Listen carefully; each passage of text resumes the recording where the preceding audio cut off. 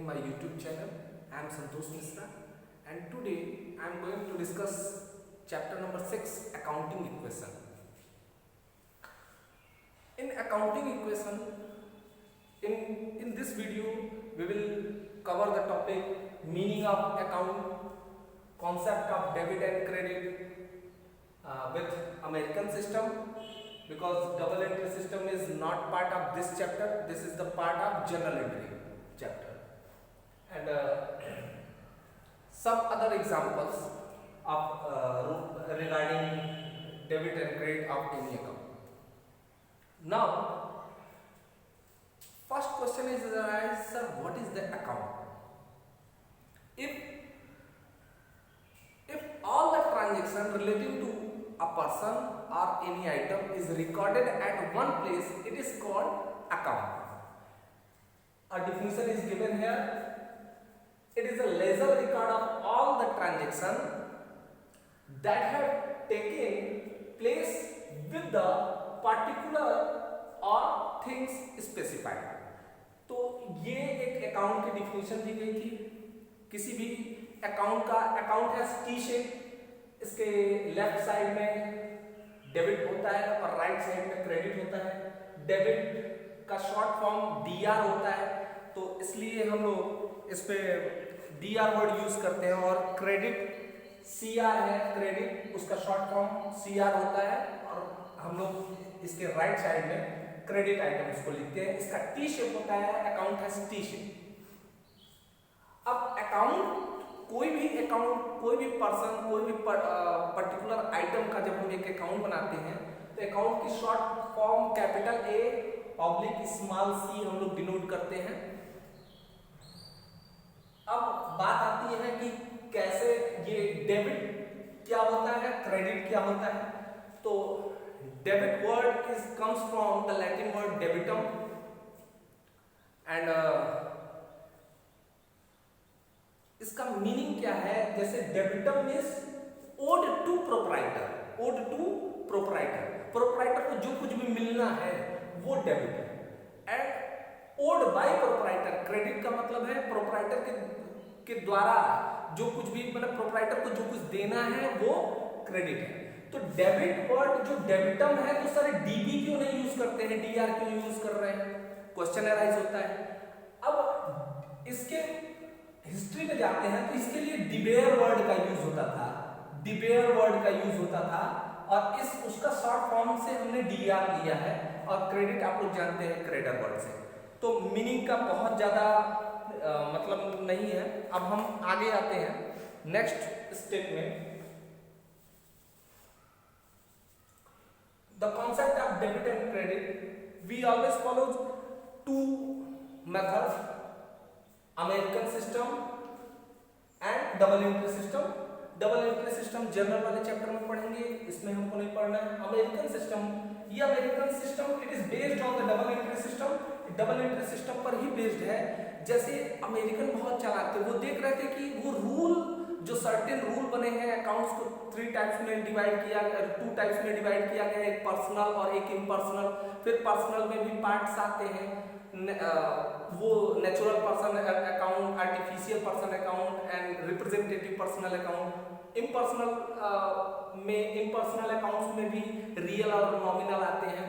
तो उसमें हर अकाउंट के लिए अपना अलग अलग सेपरेट रूल है, और वो सारे रूल का कंक्लूजन अमेरिकन सिस्टम में ये बहुत ही इजी है. उसका पूरा कंक्लूजन इस अमेरिकन सिस्टम में यूज किया जाता है, एक पूरा निचोड़ है. अब देखिए क्या है. Before the study of the American system we have to know all the terms: asset, expense, loss, capital, liability, revenue and gain. All the terms are already discussed in chapter number 2, the basic terminology of the account. अब asset की बात करते हैं. Sir asset क्या होता है? Asset जो कुछ भी बिजनेस के ओनरशिप में है, जिस पर बिजनेसमैन का ओनरशिप है, बिजनेस का ओनरशिप है, ये हमारे लिए एसेट होते हैं. इनका कुछ फ्यूचर इकोनॉमिक बेनिफिट होता है, ये भविष्य में हमको कुछ कमा कर देंगे.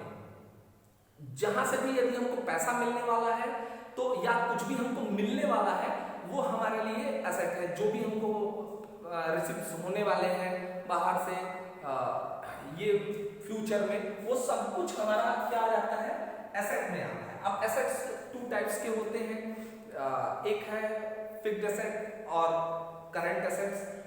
अब मॉडर्न टर्म में आप देखेंगे, आगे आप 12th में पढ़ेंगे उसका, और भी जब फाइनेंशियल अकाउंटिंग पढ़ने लगेंगे, कंपनी अकाउंटिंग, उस कंपनी अकाउंटिंग में आप लोगों को बताया जाएगा कि current, non current asset, current asset, इस तरह भी और भी उसके टाइप्स बताए गए हैं।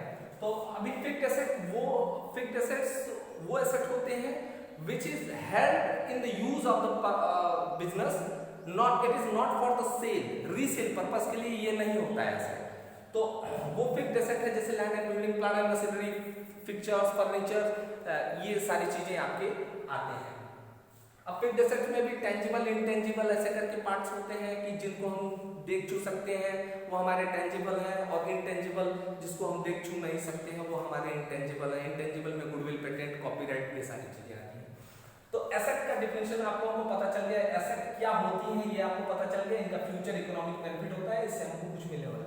जो करंट एसेट होते हैं उनको हम विद इन 1 ईयर में they are readily convertible into cash, वो कैश में कन्वर्ट हो जाते हैं विद इन 1 ईयर। तो रेडली आप ना बोलें क्योंकि वो तुरंत नहीं, मतलब कैश में कन्वर्ट हो जाते हैं विद इन 1 ईयर। अब हम एक्सपेंस की बात करते हैं। एक्सपेंस क्या है? तो गुड्स और सर्विस की प्रोडक्शन में और उसको सेल करने में जो कुछ भी हमारा कॉस्ट इनकर्ड होता है वो हमारा एक्सपेंस कहलाता है।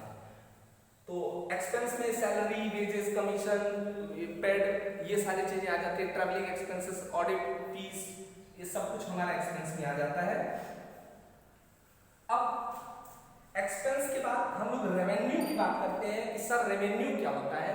तो रेवेन्यू और ऑल रिसिप्ट्स, ये सारी रिसिप्ट्स हैं जो कि रेकरिंग नेचर में होती है, बार बार होती है।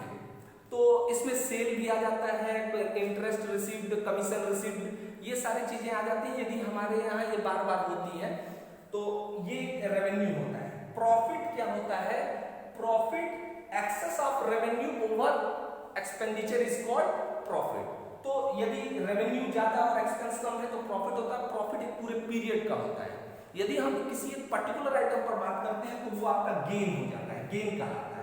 एक पर्टिकुलर आइटम पे, एक मशीन बेचा, उस पे जो हमारा सेल हुआ या जो हमको उस पे प्रॉफिट हुआ या लॉस हुआ, ये सब आपका, ये प्रॉफिट हुआ तो गेन में आ जाएगा। अब लॉस होते हैं, ये भी प्रॉफिट और लॉस एक पूरे पीरियड के होते हैं। ये आपका एक अकाउंटिंग पीरियड है, उसका हम लोग प्रॉफिट लॉस इस तरह करके निकालते हैं। अब समझ गए कि इसमें क्या होता है, excess of revenue over expenditure. तो ये आपके प्रॉफिट और लॉस होते हैं। Capital is the amount invested in the business by the proprietor is called capital. तो कैपिटल जो बिजनेसमैन के द्वारा लगाया जाता है बिजनेस में, वो आपका कैपिटल कहलाता है। Liability, liabilities are debt. ये क्या है? एक तरीके के ऋण है जिनको कि हमको दूसरे को पे करना है, एक्सेप्ट ओनर। बिजनेस को, ओनर को छोड़ के बाकी और लोगों को यदि देना है तो वो आपके लायबिलिटी में आएंगे। जो ओनर को देना है वो तो आपका कैपिटल है। ओके, तो इन सबका मीनिंग जानने के बाद अब हम रूल्स पे देखते हैं।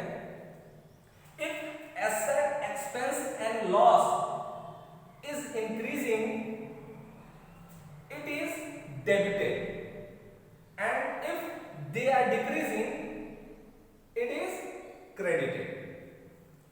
The rule regarding capital, liability, revenue and gain, if these are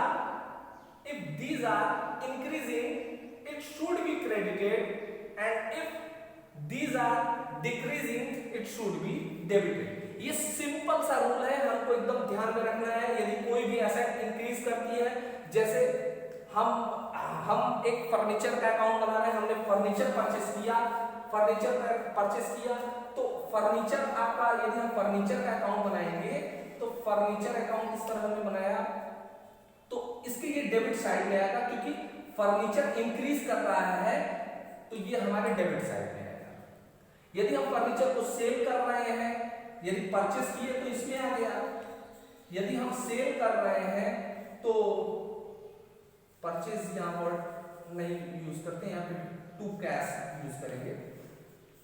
अभी आप इस पे मत जाइए, ये सब हम लोग लेजर की पोस्टिंग है उस चैप्टर में पढ़ेंगे। अभी आप देखिए कि यदि furniture, if furniture is increasing we will record this in the debit side, and if we sold the furniture at that time we will record it in the credit side, in the credit side, क्योंकि furniture sold हो रहा है और इस वजह से furniture decrease कर रहा है। अब फर्नीचर जब हम परचेस कर रहे हैं तो मेरा कैश भी डिक्रीज कर रहा है। यदि आप कैश का अकाउंट बनाते हैं तो कैश का अकाउंट बनाते हैं तो अब कैश फर्नीचर की परचेस करने से हमारा कैश क्या हो रहा है, रिड्यूस हो रहा है, और जब हमारा कैश रिड्यूस हो रहा है तो इस साइड में एंट्री होगी, इस साइड में एंट्री होगी।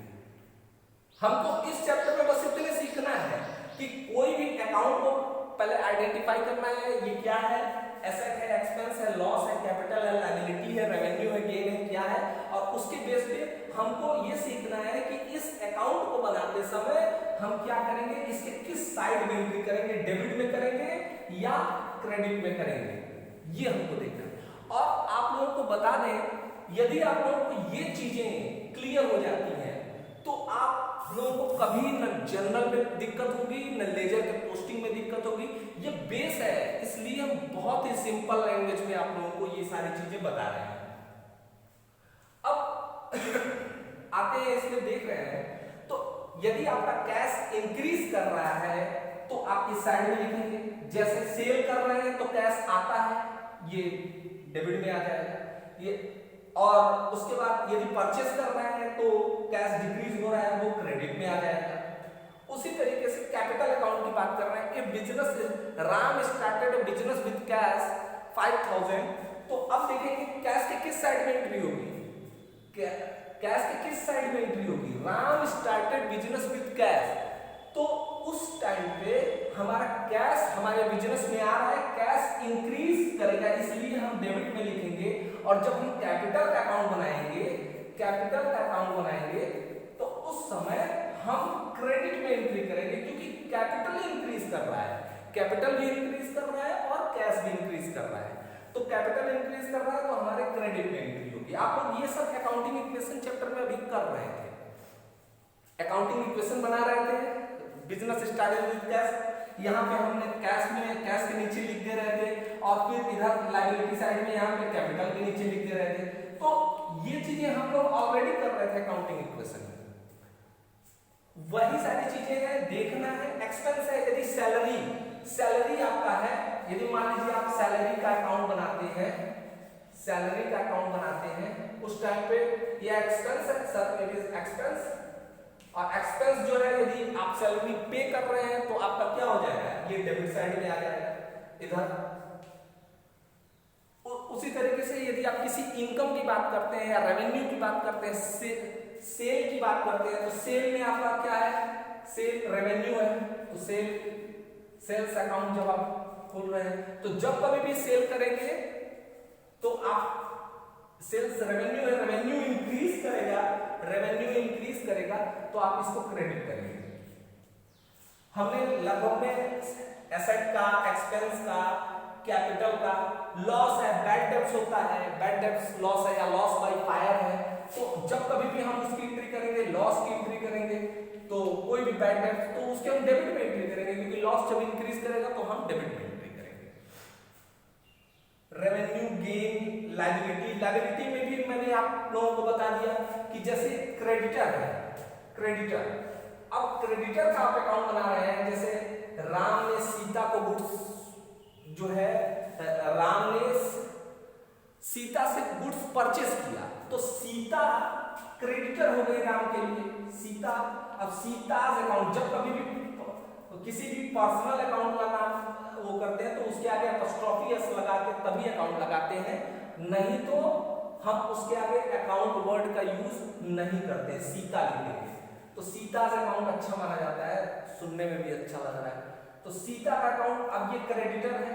अब यदि सीता से हमने परचेस किया है तो सीता क्या हो गई, हमारे लिए क्रेडिटर हो गई, और ये क्रेडिटर इंक्रीज करेगा, ये क्रेडिटर हो गई हमारे लिए, क्रेडिटर लायबिलिटी होता है, और हम इसके क्रेडिट साइड में एंट्री करेंगे। ये पूरा रूल था, एक बार पूरा समअप कर देते हैं।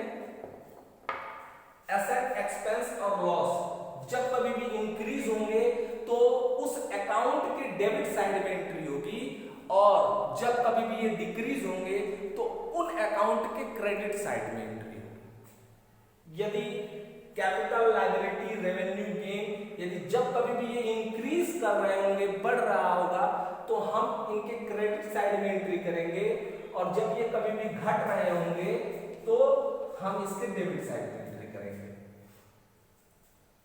उसी तरीके से कैपिटल की भी बात है, उसी तरीके से लायबिलिटी भी इंक्रीज कर रही है तो क्रेडिट, और डिक्रीज कर रहा है तो डेबिट। रेवेन्यू भी इंक्रीज कर रहा है तो क्रेडिट, और डिक्रीज कर रहा है तो डेबिट।